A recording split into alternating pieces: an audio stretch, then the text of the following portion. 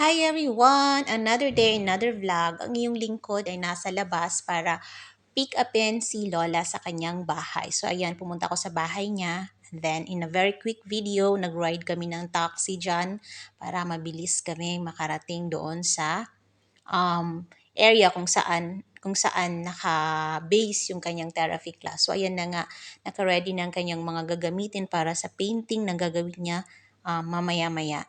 So ayan, nag-choice siya dyan ng mga color ng paint. So ayan, nag-start na siya mag-mixing ng paint. So ayan, i-ano lang yan. Actually, 5 color yung kanyang pinili dyan. So ayan, ang isang kulay, minimix niya. Actually, lahat yan imimix niya yung 5 colors na yan. So ayan. So, ang daming cups kasi mga kasabayan ni Lola din, ganun din ang ginagawa. So, ayan, antayin lang natin matapos ni Lola yung kanyang pagbi-mix ng mga paint. So, ayan na nga yung 5 colors na na-mix niya.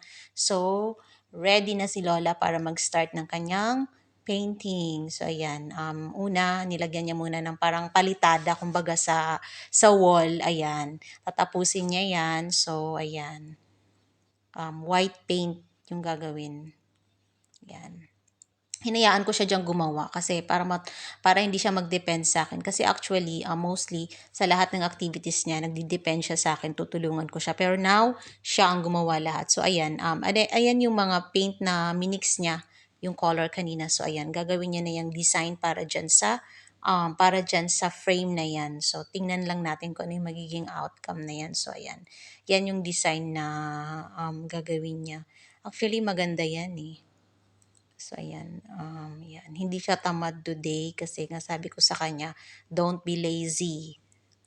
Kasi gusto niya ako lagi gagawa ng activities niya. Hindi naman pwede yun. So, kailangan niyang ma-exercise. Kailangan ma-exercise yung kanyang kamay at saka yung ang kanyang memory. Kailangan ma-enhance.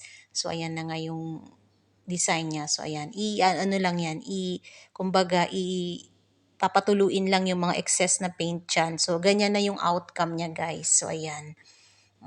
Actually, makulit dyan si Lola eh. Kasi panay ang, ano niya eh, panay ang ganyan-ganyan niya. So, hindi pwedeng alug-alugin. Kailangan direction by direction. So, ayan.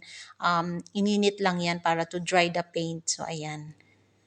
Yung teacher ang nag-aano dyan, nag-iinit ng paint na yan para matuyo. So, ayan. Ayan na yung outcome, guys. Ang ganda, no? Ang ganda ng ng design ni Lola. So, ganyan lang siya, guys. So, aantayin lang yan matuyo. So, ayan na yung outcome niya. Ayan na yung painting niya. So, that's it for this video. Salamat sa panunood. Naway nagustuhan nyo. Thank you. Bye!